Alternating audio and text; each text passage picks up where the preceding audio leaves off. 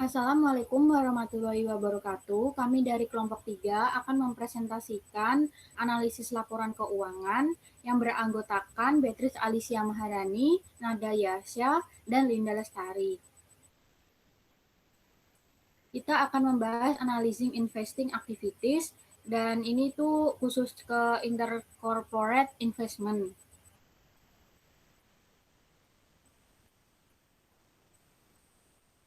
Yang pertama itu ada investment securities atau efek investasi.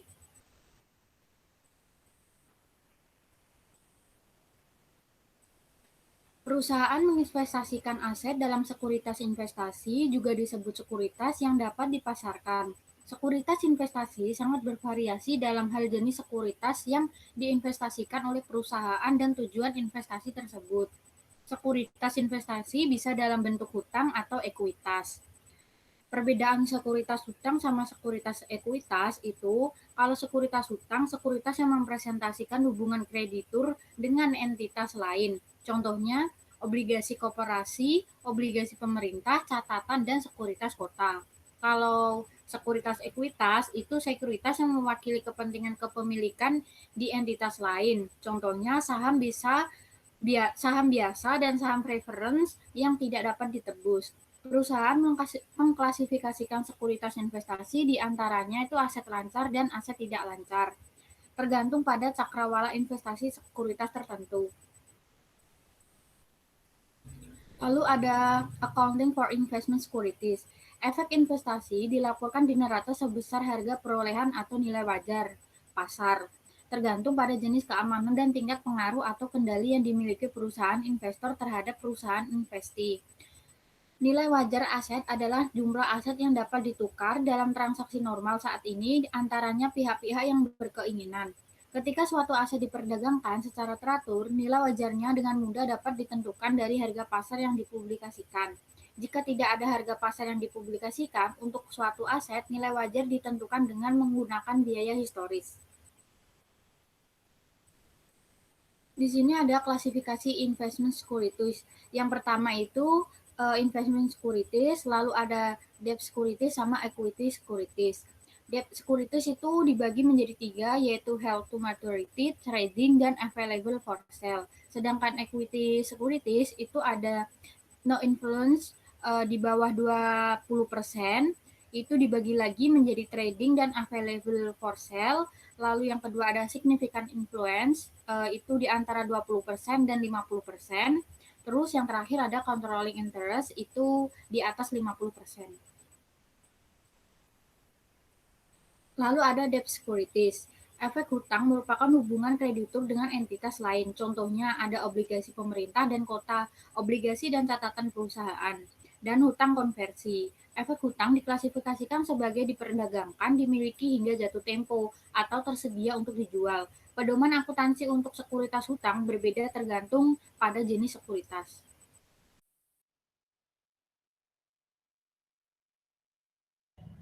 Lalu ada classification and accounting for debt securities. Nah, kalau yang dimiliki hingga jatuh tempo, itu tuh sekuritas yang diperoleh dengan niat dan kemampuan untuk dimiliki hingga jatuh tempo. Nah, kalau akuntansinya, P&L neraca itu harga setelah diamortisasi. Kalau di laporan laba rugi, untuk unrealized gain or loss-nya yang belum direalisasi itu tidak diakui sebagai komponen laba bersih maupun laba komprehensif. Dan untuk yang lainnya itu mengakui realisasi keuntungan atau kerugian dan mendapatkan dalam laba bersih. Yang kedua itu ada diperdagangkan, yaitu sekuritas yang dibeli untuk jangka pendek atau memperoleh keuntungan perdagangan. Nah, biasanya ini di bawah 3 bulan. Untuk akuntansi neracanya itu dia pakai nilai wajar. Kalau unrealized gain or loss di laporan laba rugi, dia diakui sebagai komponen laba bersih, dan di laporan laba rugi lainnya mengakui realisasi keuntungan atau kerugian serta pendapatan bunga dalam laba bersih. Yang terakhir ada tersedia untuk dijual, dia itu sekuritas yang bukan dimiliki untuk diperdagangkan maupun dimiliki hingga jatuh tempo. Akuntansi pada neracanya itu pakai nilai wajar. Kalau di laporan laba rugi untuk unrealized gain or loss-nya itu tidak diakui sebagai komponen laba bersih, namun diakui sebagai pendapatan komprehensif. dan lainnya itu mengakui realisasi keuntungan dan atau kerugian dan pendapatan bunga dalam laba bersih. Lalu ada equity securities, itu mewakili kepentingan kepemilikan di entitas lain. Contohnya adalah saham umum dan preferen, serta hak untuk memperoleh atau melepaskan kepentingan kepemilikan seperti waran, hak saham, dan opsi beli dan jual. Perusahaan melaporkan investasi dalam efek ekuitas sesuai dengan kemampuannya untuk mempengaruhi atau mengendalikan aktivitas investi. Bukti kemampuan ini biasanya didasarkan pada persentase sekuritas pemungutan suara yang dikendalikan oleh perusahaan investor. Persentase ini adalah pedoman dan dapat dikesampingkan oleh faktor lain.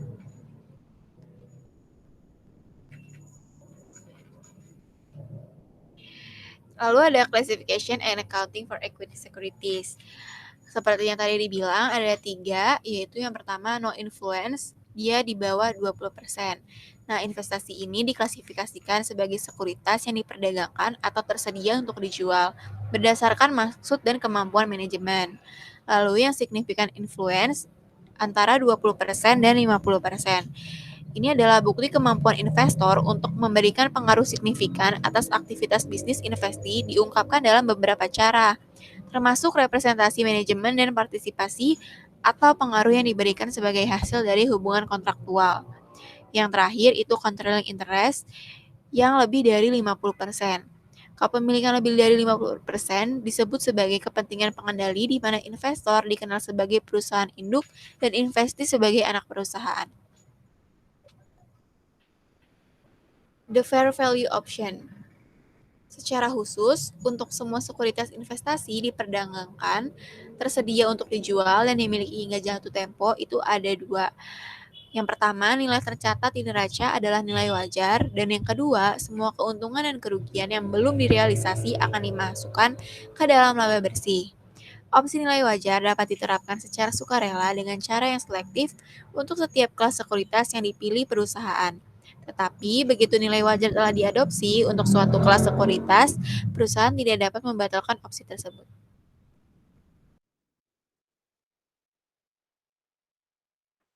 Selanjutnya ada analyzing investment securities.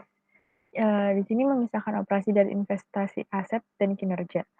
Untuk tujuan ini tuh penting bagi seorang analisis untuk menghilangkan semua keuntungan ataupun kerugian yang berkaitan dengan aktivitas investasi yang di dalamnya termasuk dividen, pendapatan, bunga, dan keuntungan. Dan kerugian yang direalisasi dan belum direalisasi. Ketika mengevaluasi kinerja operasi yang dianalisis. Nah, seorang analis ini juga perlu memisahkan aset operasi dan non-operasi saat menentukan laba atas aset operasi bersih atau yang biasa disebut RNOA. Lalu untuk menganalisis distorsi akuntansi dari sekuritas, di sini ada potensi distorsi akibat akuntansi efek investasi yang harus diperhatikan oleh analis. Yang pertama, peluang untuk memperoleh keuntungan yang diperdagangkan, lalu ada kewajiban yang diakui sebesar biaya perolehan, lalu ada definisi efek ekuitas yang tidak konsisten, dan klasifikasi berdasarkan niat. Lalu yang kedua, kita masuk ke equity method accounting.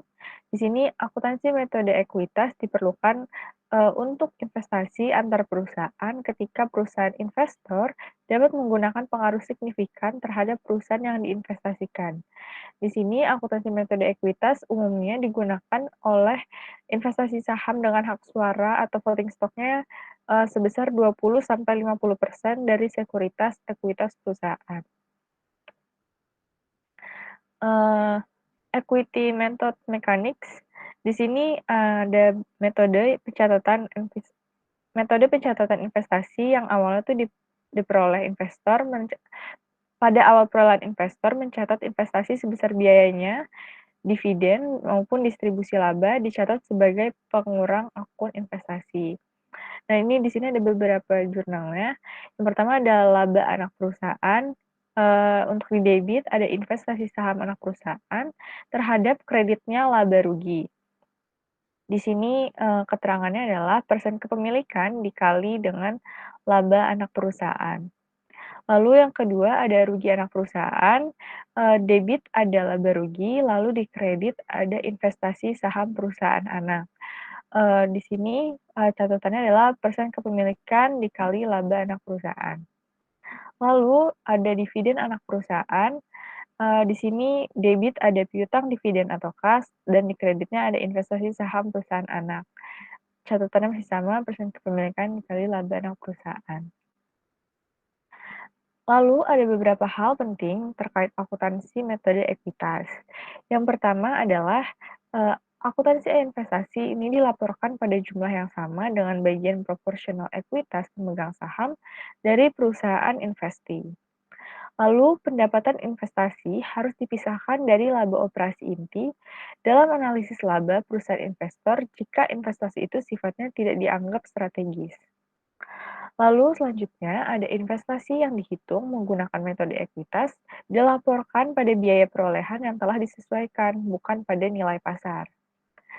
Lalu ada investor harus menghentikan akuntansi metode ekuitas ketika investasi tersebut dikurangi menjadi nol dan seharusnya tidak memberikan kerugian tambahan. Kecuali jika investor harus menjamin kewajiban investasi atau berkomitmen untuk memberikan dukungan lebih lanjut pada investasi. Lalu ada jika jumlah investasi awal melebihi bagian proporsional dan nilai buku perusahaan investasi, kelebihan tersebut dialokasikan pada aset yang berwujud dan tidak berwujud, yang dapat diidentifikasi, yang disusutkan atau diamortisasi selama masa manfaat.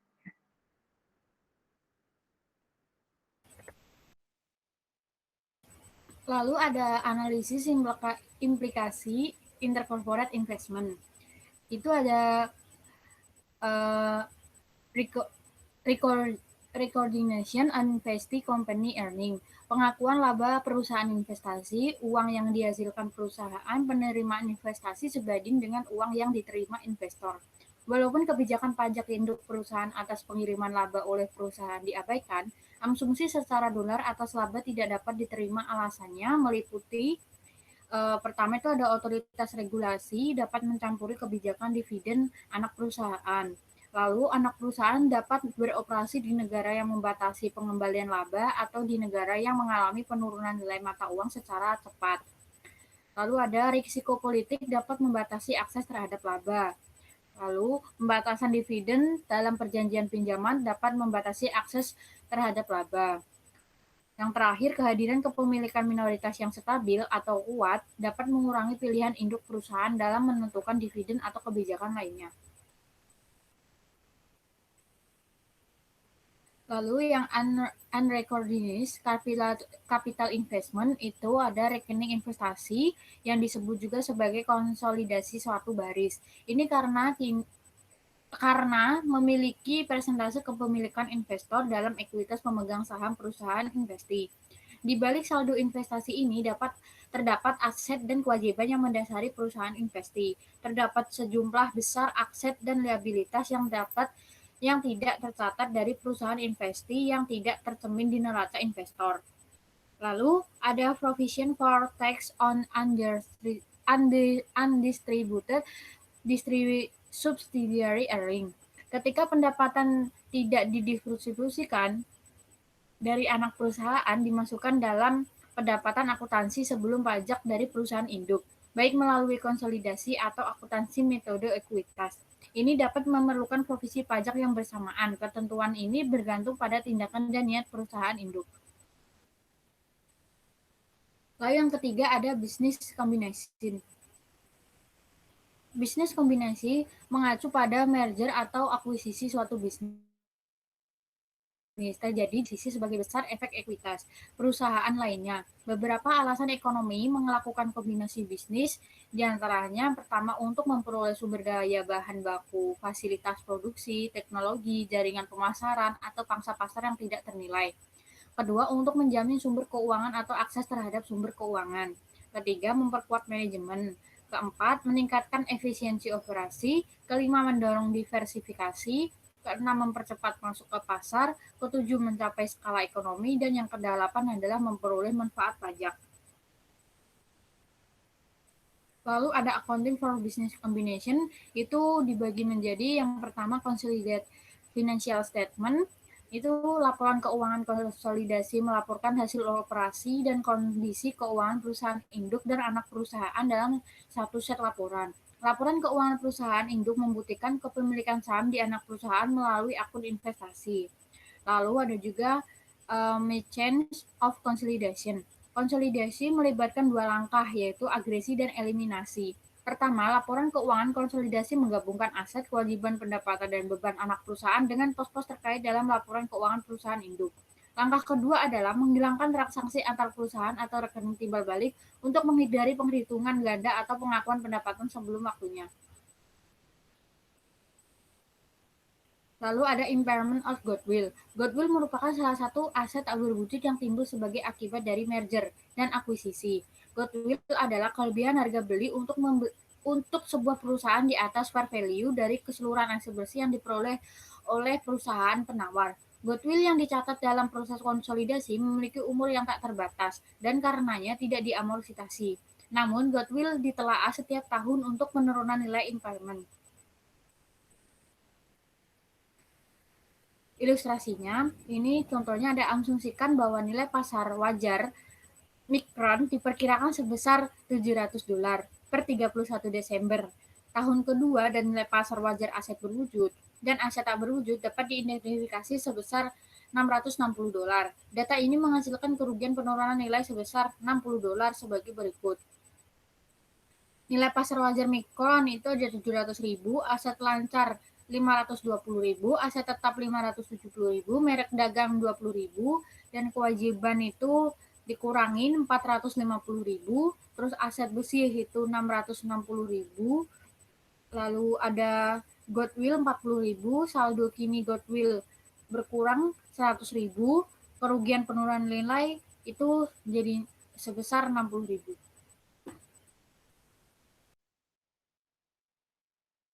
Lalu ada issue in business combination. Yang pertama itu pertimbangan kontingensi. Dalam beberapa kombinasi usaha, pihak-pihak tidak menyetujui suatu harga. Hal ini disebut dengan pertimbangan kontingen, di mana disetujui bahwa penambahan uang akan dibayarkan oleh pembeli kepada penjual jika target kinerja masa depannya tercapai oleh perusahaan yang kombinasi. Yang kedua ada alokasi total biaya. Seluruh aset yang dapat diidentifikasi yang diakuisisi dan kewajiban yang ditanggung dalam penggabungan usaha menerima alokasi total biaya yang umumnya sama dengan nilai wajar masing-masing pada tanggal akuisisi. Lalu penelitian dan pengembangan dalam proses. Beberapa perusahaan menghapus sebagian besar biaya akuisisi seperti penelitian dan pengembangannya yang dibeli. Selain itu, terdapat kenaikan drastik dalam penghapusan tersebut khususnya pada industri teknologi tinggi. Lalu ada utang dalam laporan keuangan konsolidasi. Liability dalam laporan keuangan konsolidasi tidak beroperasi sebagai lawan aset. Dalam hal gagal bayar, kreditor yang dijamin atau tidak dijamin hanya dapat mengklaim aset yang dimiliki oleh perusahaan yang berutang. Lalu ada keuntungan atas IPO entitas anak. Itu yang A, kemudahan meningkatkan modal di masa mendatang, lalu meningkatkan likuiditas bagi pemegang saham dan nilai pasar perusahaan diketahui.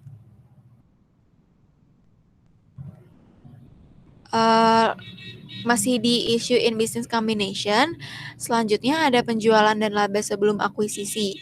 Nah, saat akuisisi dilakukan di pertengahan tahun, perusahaan hanya melaporkan ekuitas mereka dalam pendapatan dari anak perusahaan dari tanggal akuisisi ke depan. Terdapat dua metode menurut GAAP untuk mencapai hal tersebut. Yang pertama, perusahaan dapat menerbitkan laporan laba rugi konsolidasi dengan penjualan, beban, dan laba anak perusahaan dari tanggal akuisisi ke depan. Dan yang kedua, perusahaan dapat melaporkan dalam laporan laba rugi konsolidasinya penjualan dan beban anak perusahaan seluruh tahun dan menarik laba tersebut sebelum akuisisi sehingga hanya laba setelah akuisisi yang dimasukkan ke dalam laba bersih konsolidasi. Lalu ada akuntansi push and down. Sebagai basis akuntansi dalam dan pelaporan baru untuk setiap entitas dengan laporan keuangannya yang terpisah. yang berdasarkan pada transaksi pembelian saham berhak suara dan yang menghasilkan perubahan kepemilikan saham berhak suara yang beredar. Ketika akuntansi pushdown tidak digunakan dalam akuisisi, alokasi harga pembelian pada aktiva bersih berwujud dan goodwill diselesaikan dalam kertas kerja konsolidasi.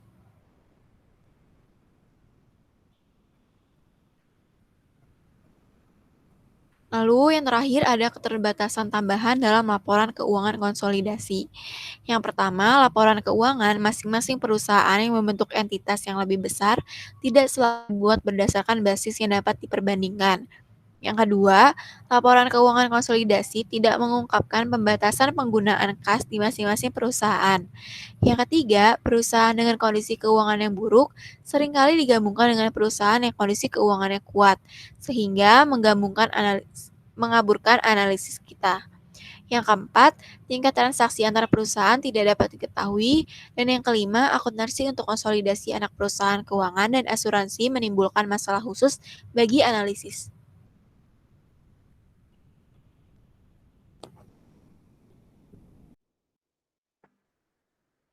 Selanjutnya yang keempat ada derivative securities. Di sini untuk mengurangi risiko pasar, perusahaan melakukan transaksi lindung nilai, di mana hedges adalah kontrak yang berusaha melindungi perusahaan dari risiko pasar.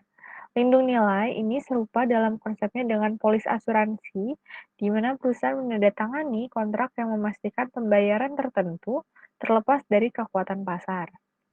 Instrumen keuangan seperti kontrak berjangka, opsi, dan swap biasanya digunakan sebagai lindung nilai. Di sini instrumen keuangan disebut sebagai instrumen keuangan derivatif. Derivatif ini merupakan instrumen keuangan yang nilainya berasal dari nilai aset lain, kelas aset atau variabel ekonomi seperti saham, obligasi, harga komoditas, suku bunga, atau nilai tukar mata uang.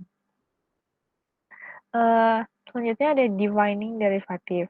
Yang pertama itu ada futures contract, yang mana perjanjian antara dua atau lebih pihak untuk membeli atau menjual komoditas atau aset keuangan pada tanggal tertentu di masa depan yang disebut tanggal penyerahan pada harga tertentu. Lalu ada swap contract. Di sini perjanjian antara dua pihak atau lebih untuk menukar arus kas masa depan. Nah, kontrak ini itu umumnya digunakan sebagai perlindungan atas resiko seperti tingkat bunga dan risiko kurs valuta asing. Selanjutnya ada option contract. Di sini hak pada suatu pihak bukan merupakan kewajiban untuk melakukan suatu transaksi. Sebagai ilustrasi, opsi untuk membeli sekuritas pada harga kontrak tertentu pada masa depan yang akan dieksekusi hanya jika harga sekuritas pada tanggal di masa depan tersebut lebih tinggi dari harga kontraknya. Selanjutnya, ini ada accounting for derivative. Di sini ada derivative spekulatif yang pertama dengan balance sheet-nya. Derivatif ini akan dicatat pada fair value. Lalu income statement-nya ini unrealized gains and loss, termasuk dengan juga net income. Lalu ada derivative fair value hedge, yang dimana balance sheet-nya ini buat derivative and hedge asset dan atau dari liability yang dicatat pada fair value. Untuk income statement-nya ada unrealized gains and loss untuk di dua sisi derivatif dan hedge pada aset maupun liability yang termasuk pada net income. Lalu ada derivative cash flow hedge, di mana balance sheet-nya ini adalah derivatif yang akan dicatat pada fair value. Di sini income statement-nya juga unrealized gains and loss, the effective portion of derivative yang akan dicatat di other comprehensive income, until settlement date-nya. Lalu ada derivative foreign currency fair value hedge. Di sini balance sheet-nya itu sama dengan fair value hedge-nya. Untuk income statement-nya pun sama juga. Lalu ada foreign currency cash value hedge. Di sini sama, hanya bedanya ini cash-nya, untuk balance sheet dan income statement-nya pun sama. Lalu ada derivative foreign currency hedge of net investment in foreign operation. Di sini derivatif itu akan dicatat pada fair value yang menjadi bagian dari cumulative translation, yang adjustment dari akumulasi comprehensive income. Di sini income statement-nya ada unrealized gains dan loss yang sudah dilaporkan di comprehensive income pada bagian translation adjustment. Lalu selanjutnya ada disclosures for derivatives. Di sini yang pertama ada qualitative disclosures yang merupakan pengungkapan secara umum yang menguraikan jenis aktivitas lindung nilai yang dilakukan oleh perusahaan dan metode akuntansi yang digunakan. Banyak perusahaan yang menggunakan ini, misalnya menggunakan derivatif untuk melindungi nilai suku bunga dan risiko mata uang asing. Lalu ada quantitative disclosures, di mana informasi kuantitatif yang berkaitan dengan suku bunga dan aktivitas lindung nilai valuta asing di bagian MD&A, laporan tahunan. Lalu selanjutnya ada interest rate risk exposure. Di sini jumlah hutang dengan suku bunga yang mengambang dapat diserap perusahaan dengan aman bergantung pada kovariansi EBITDA dengan tingkat suku bunga. Nah, semakin tinggi kovariansinya, itu semakin besar juga persentase hutang yang dapat dipinjam perusahaan dengan basis suku bunga yang mengambang dan tidak menimbulkan resiko yang signifikan terhadap laba yang dilaporkan jika tingkat suku bunganya berfluktuasi di masa yang akan datang. Selanjutnya ada analysis of derivative. Yang pertama ada objectives for using derivative. Di sini mengidentifikasi tujuan perusahaan untuk penggunaan derivatif penting karena resiko yang terkait dengan derivatif itu jauh lebih tinggi untuk spekulasi daripada untuk lindung nilainya. Dalam kasus lindung nilai itu, resiko tidak muncul melalui pilihan strategis. Sebaliknya, hal itu muncul dari masalah dengan instrumennya. Instrumen dari lindung nilai, baik karena lindung nilai tidak sempurna atau karena kejadian yang tidak terduga. Lalu ada risk exposure and effectiveness of hedging strategies.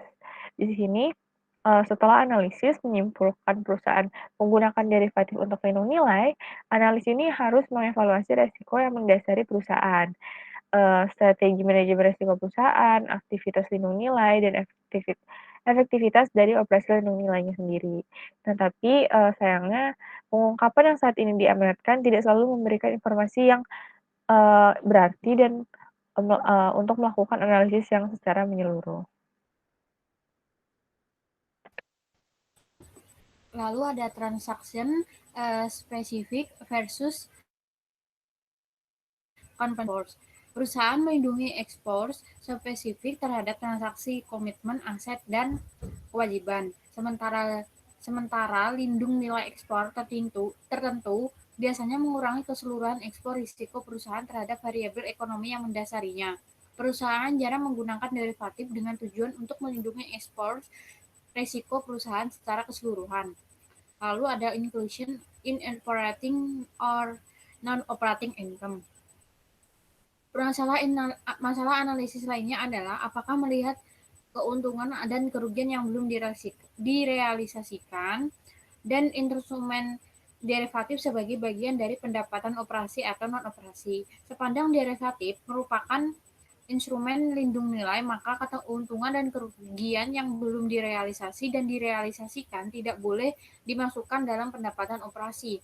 Artinya, keuntungan dan kerugian dan nilai wajar dari derivatif tidak beroperasi ketika satu, aktivitas lindung nilai bukan merupakan bagian sentral dari operasi perusahaan. Dua, termasuk efek lindung nilai dalam pendapatan operasi menyembunyikan volatilitas yang mendasari pendapatan operasi atau kas mengalir. Lalu yang kelima itu ada fair value option. Itu ada 5. Yang pertama ada itu ada asset liabilities eligible for the fair value option. Ini termasuk investasi dalam sekuritas utang dan ekuitas, instrumen keuangan, derivatif, dan berbagai jenis kewajiban keuangan. Namun, hal-hal berikut ini tidak boleh dilaporkan atas dasar nilai wajar, meskipun tampak seperti aset atau kewajiban keuangan. Yang pertama itu investasi pada anak perusahaan yang perlu dikonsolidasi, 2 aset imbalan pasca kerja dan kewajiban, 3 sewa aset dan kewajiban, 4 jenis kontrak asuransi tertentu, 5 komitmen pinjaman, dan investasi metode ekuitas dalam kondisi tertentu. Lalu ada selective application. Fleksibilitas diperbolehkan bahkan dalam kelas aset tertentu. Misalnya, perusahaan dapat menerapkan opsi nilai wajar untuk sekuritas tertentu yang tersedia untuk dijual tetapi tidak untuk yang lain. Namun, setelah opsi nilai wajar diterapkan pada aset liabilities tertentu, maka opsi tersebut tidak dapat dibatalkan. Lalu ada reporting requirement. Jika perusahaan memilih opsi nilai wajar untuk aset atau liabilities, maka aturan pelaporannya sebagai berikut. Yang pertama, nilai tercatat aset atau kewajiban di neraca akan selalu sama.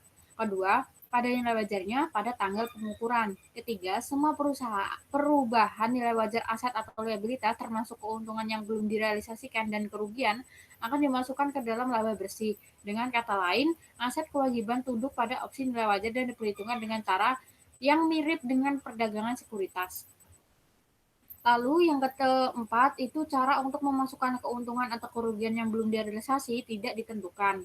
Terakhir, perusahaan dapat memilih untuk melaporkan bagian keuntungan atau kerugian yang belum direalisasi secara berbeda dari komponen arus kas seperti bunga, dividen, atau keuntungan kerugian yang direalisasikan untuk bersama-sama.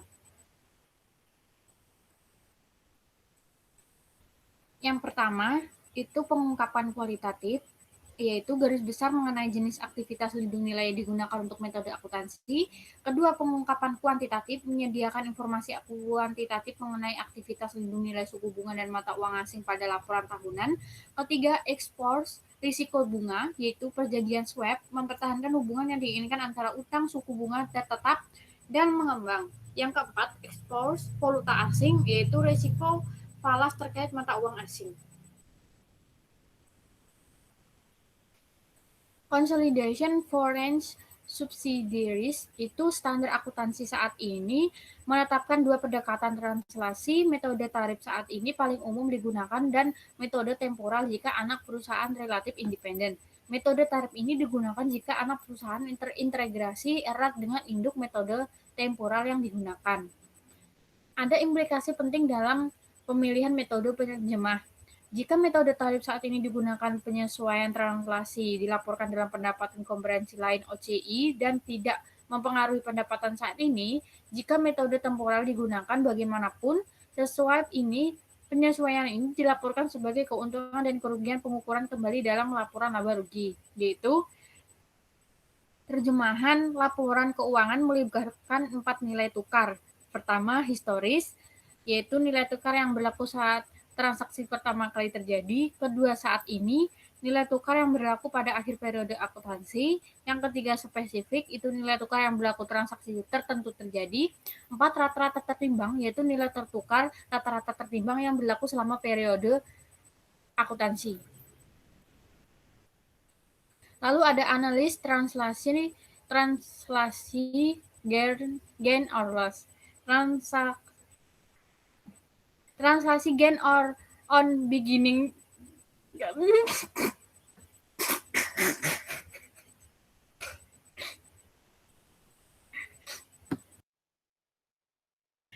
Ada, jadi di analysis of translation gain or loss itu tuh ada rumus untuk total translation gain.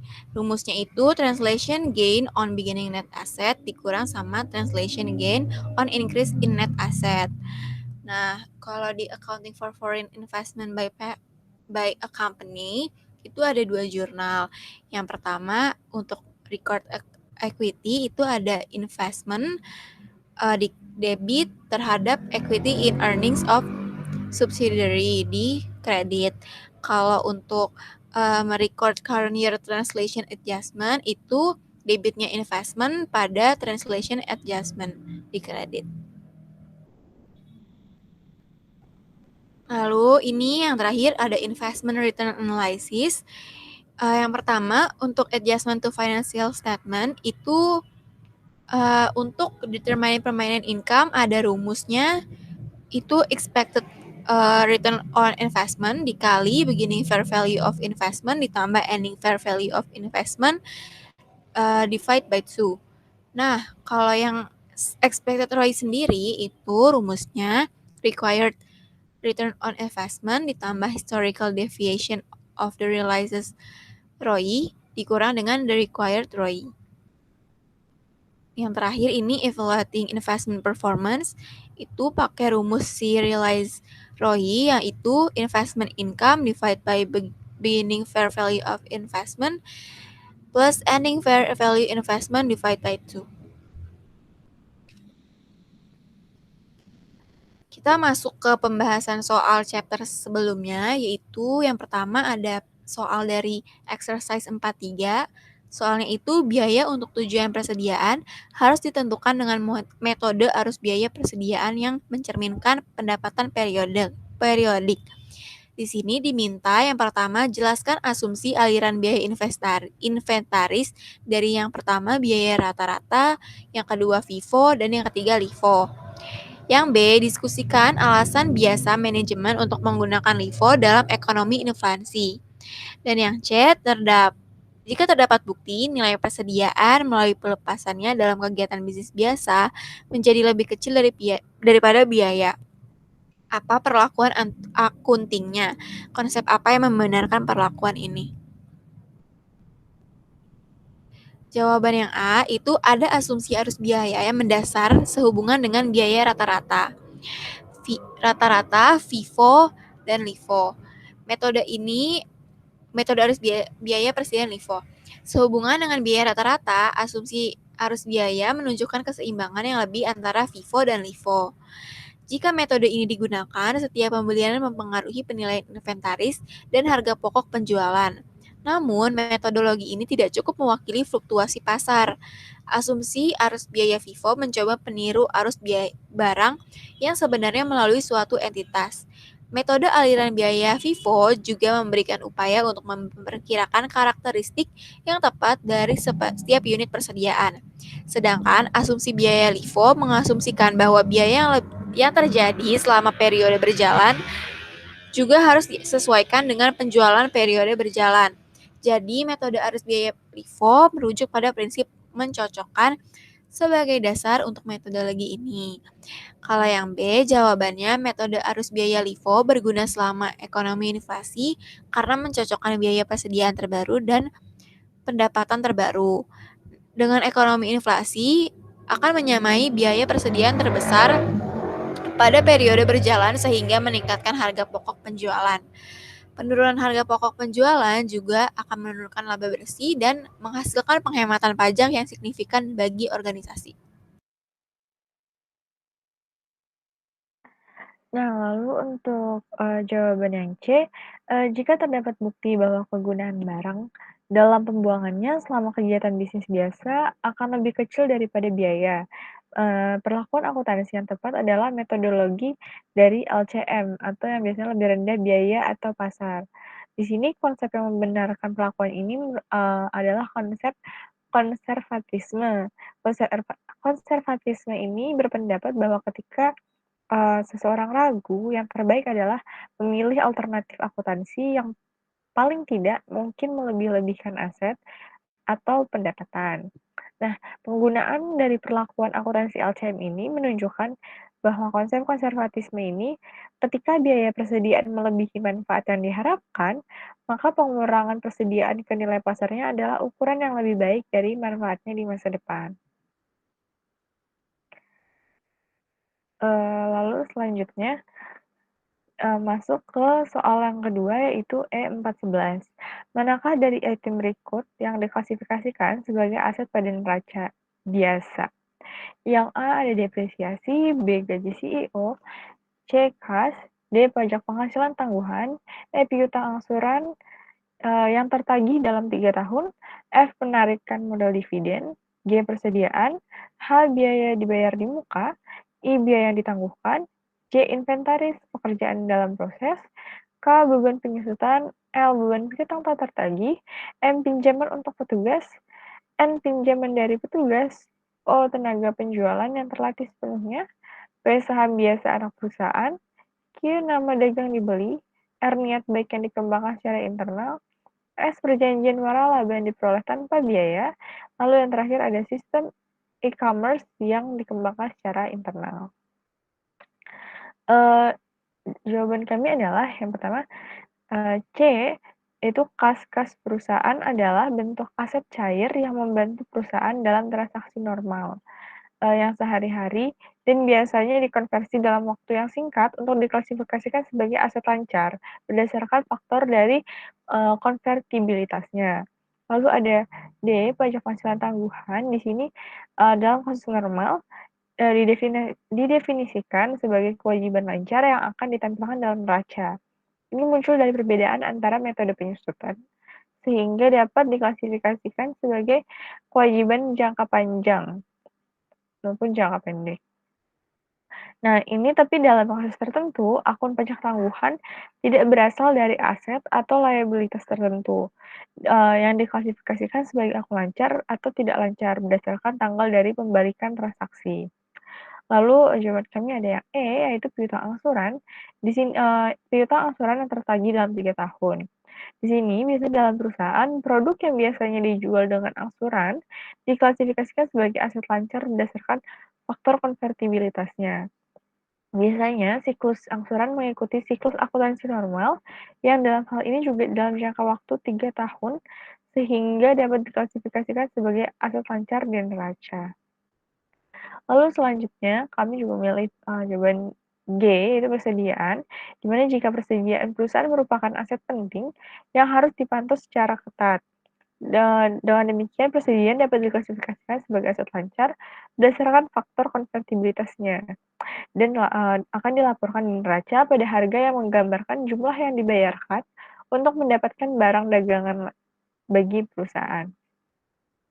Lalu, kami juga menjawab H, biaya yang dibayar di muka, ini tuh terjadi dalam periode akuntansi untuk aset yang dikonsumsi sampai masa depan tuh tercapai. Hal ini didasarkan pada kondisi biaya yang dibayar di muka yang timbul biasanya dikonsumsi dengan beberapa bulan pencatatan awal, sehingga mengikuti faktor konvertibilitasnya untuk diklasifikasikan sebagai aset lancar di neraca. Lalu yang, eee Lalu yang I, kami menjawab yang I, itu deferred charge. Di sini, jenis aset yang termasuk kategori aset jangka panjang, karena uang tunainya itu akan dibayarkan untuk konsumsi barang-barang yang tidak direncanakan. Selanjutnya masuk ke soal ketiga, yaitu P43. Di sini ada kutipan dari laporan tahunan Lens& mengikuti, yang Eee, disampaikan dalam dolar dalam ribuan. Lalu catatan yang pertama adalah, jika metode akuntansi masuk pertama, keluar pertama, atau yang biasa disebut first in first out (FIFO), untuk persediaan telah digunakan, persediaan akan menjadi sekitar $26,9 juta dan $25,1 juta lebih tinggi daripada yang dilaporkan masing-masing pada tahun 9 dan tahun 8. Pertanyaannya adalah A, apa yang akan terjadi pada inventory yang telah dilakukan tahun 9 dan tahun 8 dapat digunakan? Yang B, berapa laba bersih untuk tahun yang berakhir tahun 9 jika FIFO digunakan? Dan C, diskusikan kegunaan dari LIFO to FIFO, restatements for analysis purpose.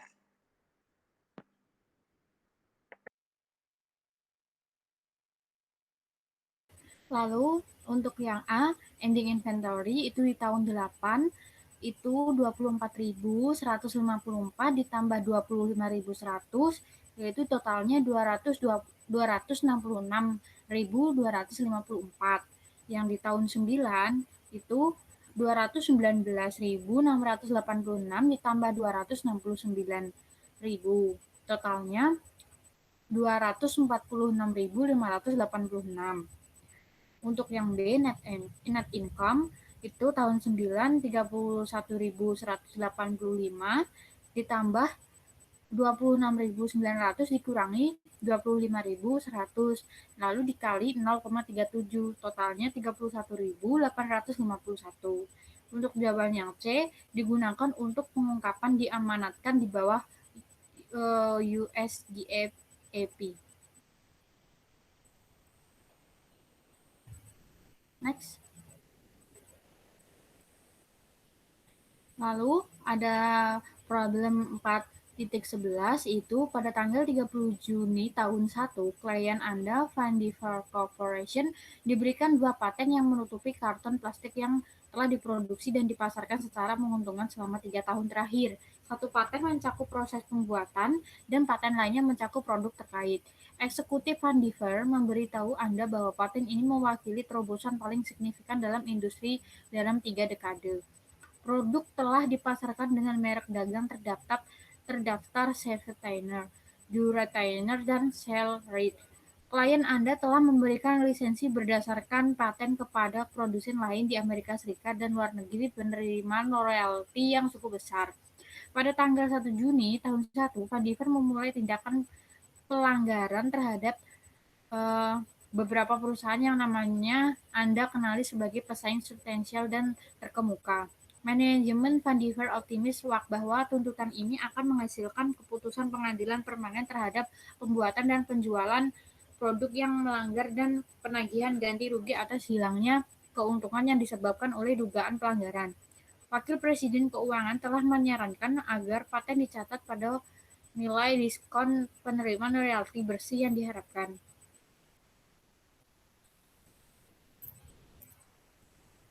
Diminta yang pertama jelaskan aset apa yang tidak berwujud. Lalu yang B, yang poin pertama itu jelaskan apa yang dimaksud dengan nilai diskon dari permintaan royalti bersih yang diharapkan. Kedua, bagaimana nilai seperti itu dihitung untuk penerimaan kotor.